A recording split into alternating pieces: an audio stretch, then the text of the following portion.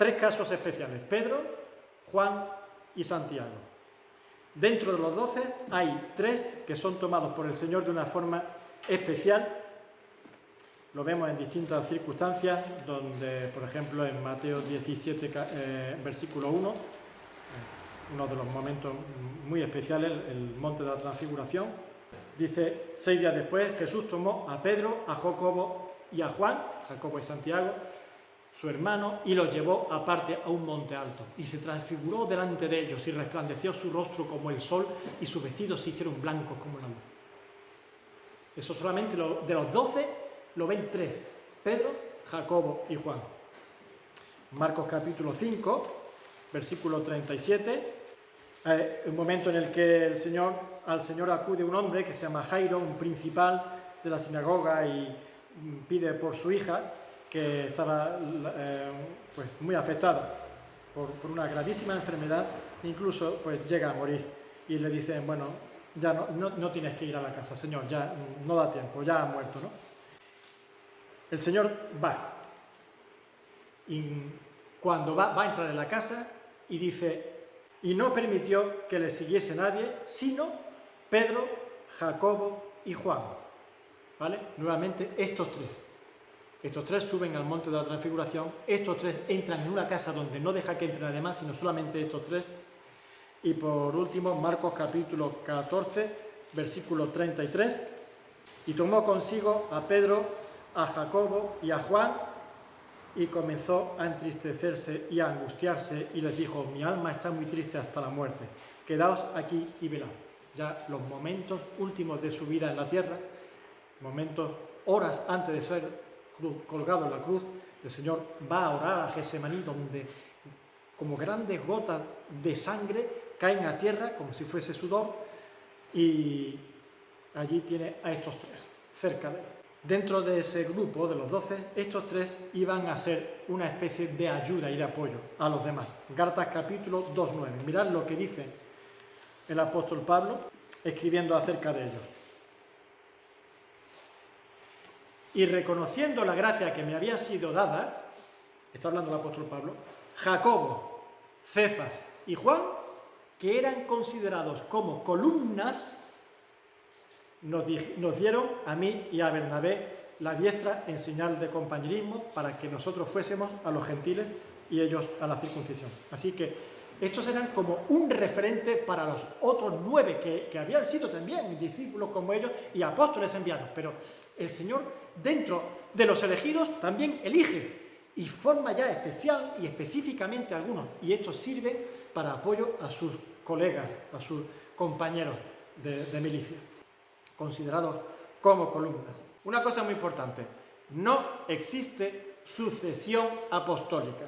El apostolado es algo que se dio en el tiempo y para un ministerio concreto.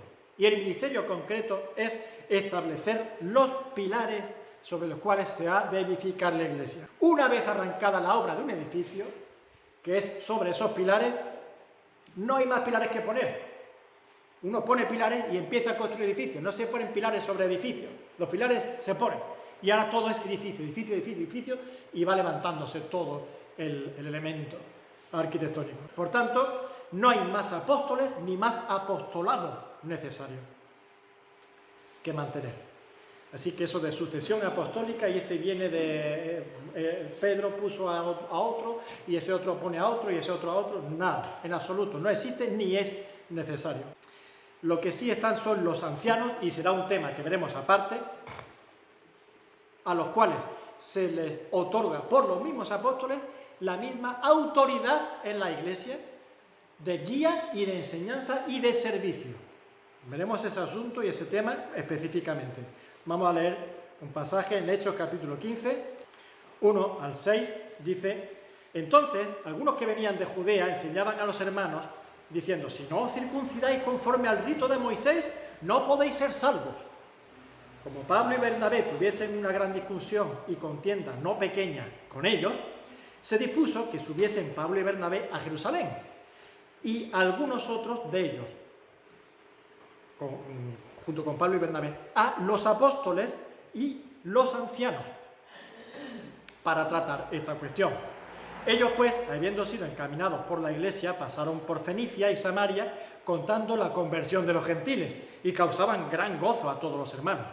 Llegados a Jerusalén, fueron recibidos por la iglesia y los apóstoles y los ancianos y refirieron todas las cosas que Dios había hecho con ellos.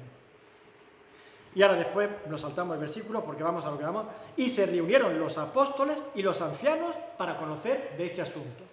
¿Veis? Los apóstoles junto con los ancianos. Versículo 6, versículos 22 y 23. Entonces pareció bien a los apóstoles y a los ancianos con toda la iglesia, ahora sí, comunicado esto a la iglesia, y la iglesia les pareció bien la decisión de los apóstoles y los ancianos, elegir entre ellos varones y enviarlos a Antioquía con Pablo y Bernabé, que fue Judas, que tenía por sobrenombre a Barsabás, y a Silas, varones principales entre los hermanos, y escribir por conducto de ellos, los apóstoles y los ancianos y los hermanos, a los hermanos de entre los gentiles que están en Antioquía, Siria y Cilicia, salud. Y ahora les escribe la carta. Pero ¿quiénes se dirigen? Los apóstoles y los ancianos. Así que no hay una sucesión apostólica, pero sí se deja ahora una forma de autoridad en la iglesia, de guía y de servicio, que serán los ancianos. Apóstoles no hay nunca más. 12 y el 13, el apóstol Pablo, los gentiles, y se acabó. La encomendación es fundamental. El establecimiento de la doctrina. Segunda de Tesalonicenses 2:15. Y mirad cómo se hace. ¿Cómo se ha establecido la doctrina? ¿Cómo ha ido creciendo la iglesia? ¿De dónde ha recibido la enseñanza la iglesia? Pues mira, segunda de Tesalonicenses 2:15 dice: así que, hermanos, estad firmes y retened la doctrina que habéis aprendido, sea por palabra o por carta nuestra. Claro, los apóstoles, si iban presentes a una iglesia, enseñaban por palabra, pero después tenían sus escritos y sus epístolas que lanzaban como circulares y quedaron registradas como palabra de Dios escrita, y aquí lo tenemos. Así es como aprendió la iglesia, como aprende y como seguirá aprendiendo en esta tierra. Palabra de Dios, lo escrito por los apóstoles, los profetas y todo lo que es del Antiguo Testamento. Pero aquí están ellos presentando la revelación mandada por Dios, por escrito.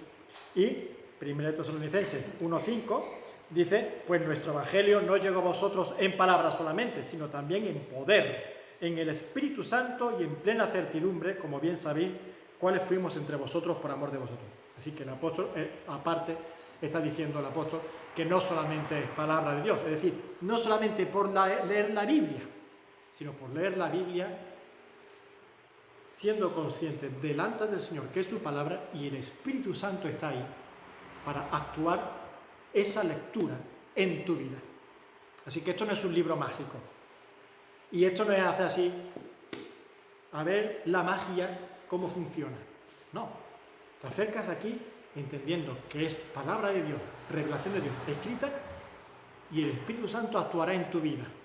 Así, por palabra, por carta y por el poder del Espíritu Santo. Hay falsos apóstoles, acabamos ya. Hay falsos apóstoles. En 2 de Corintios, el apóstol lo avisa. Y es algo que ocurre desde el principio. Esto no es de ahora, no es de los tiempos modernos. 2 de Corintios 11, 4 y 13. Porque si viene alguno predicando a otro Jesús que el que os hemos predicado,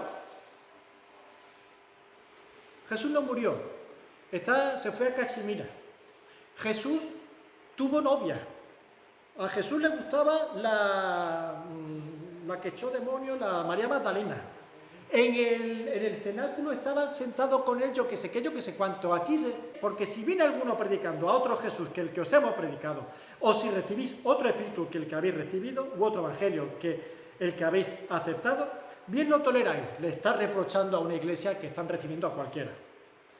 Y pienso que en nada he sido inferior a aquellos grandes apóstoles. Versículo 13. Porque estos son falsos apóstoles, obreros fraudulentos que se disfrazan como apóstoles de Cristo. Y en otra ocasión dice, pero por dentro son lobos rapaces. Así que no os es extraño si también sus ministros se disfrazan como ministros de justicia, cuyo fin será conforme a sus obras. Y Apocalipsis, capítulo 2, versículo 2, el ángel que escribe a la iglesia de Éfeso le dice: yo conozco tus obras y tu arduo trabajo y paciencia, y que no puedes soportar a los malos, y has probado a los que se dicen ser apóstoles y no lo son, y los has hallado mentirosos. Así que la iglesia tiene una responsabilidad. Cuando se sienta en los bancos y escucha, tiene que discernir y no tragárselo todo, como si todo fuese verdad. Tiene que discernir y venir aquí y ponerlo todo sobre la luz de las Escrituras que tú tienes y eres responsable delante de Dios. Y saber cuándo es conforme a la palabra y cuándo no. El único apostolado que permanece a día de hoy, y lo hay, es el universal. Y ese es el que consiste en que todos los creyentes somos, ¿qué? Enviados. Porque la palabra apóstol significa enviado. Y todos somos enviados, y lo vemos en Mateo 28, y allí estas palabras retumban hasta nuestros días, diciendo: por tanto, id y haced discípulos a todas las naciones, bautizándolos en el nombre del Padre, y del Hijo, y del Espíritu Santo, enseñándoles que guarden todas las cosas que os he mandado. Y aquí que yo estoy con vosotros todos los días hasta el fin del mundo. Este es el apostolado que se mantiene y es para todos nosotros, no para una categoría de creyentes, no para una jerarquía de personas en la iglesia, no. Todo creyente es un apóstol de Dios en este mundo, un enviado de Dios a predicar el perdón de los pecados por el arrepentimiento y el nuevo nacimiento y hacer discípulos a todas las naciones. Y en Romanos capítulo 1, versículo 5, vemos el objetivo, el gran objetivo del apostolado, que dice: por quien hemos recibido, hablando del Hijo de Dios, por quien hemos recibido la gracia y el apostolado, ¿para qué? Para la obediencia a la fe en todas las naciones, no por obligación, ni por imposición, ni por guerra santa, ni matando a los infieles, por amor de su nombre. Lo leo de nuevo. Por quien hemos recibido la gracia y el apostolado para la obediencia a la fe en todas las naciones, por amor de su nombre. Este es el camino de Dios. Y ya acabo con Apocalipsis 21, 14, una visión de futuro. ¿Sabéis lo que se va a ver un día? Una ciudad llamada la Nueva Jerusalén, que es ni más ni menos la iglesia, la esposa del Cordero. Vino entonces a mí uno de los 7 ángeles que tenía las 7 copas llenas de las 7 plagas postreras y habló conmigo diciendo: ven acá, yo te mostraré la desposada, la esposa del Cordero. Y me llevó en el espíritu a un monte grande y alto y me mostró la gran ciudad santa de Jerusalén, que descendía del cielo de Dios. Esta es la iglesia, como una gran ciudad que desciende del cielo de Dios, la nueva Jerusalén. Esa es la iglesia. Pues sabéis, una de las cosas características que tiene, versículo 14, sus muros, sus puertas, todas esas cosas, y dice: y el muro de la ciudad tenía 12 cimientos, y sobre ellos los 12 nombres de los 12 apóstoles del Cordero. Así que cuando todos nosotros, con toda la iglesia, seamos manifestados como una gran ciudad, estos 12 que fueron escogidos por Cristo estarán ahí como unos pilares, unas columnas sobre las cuales fuimos todos elevados, cuya base, cuyo cimiento, roca de los siglos eternos es Jesucristo, al cual adoramos y damos la gloria. Amén.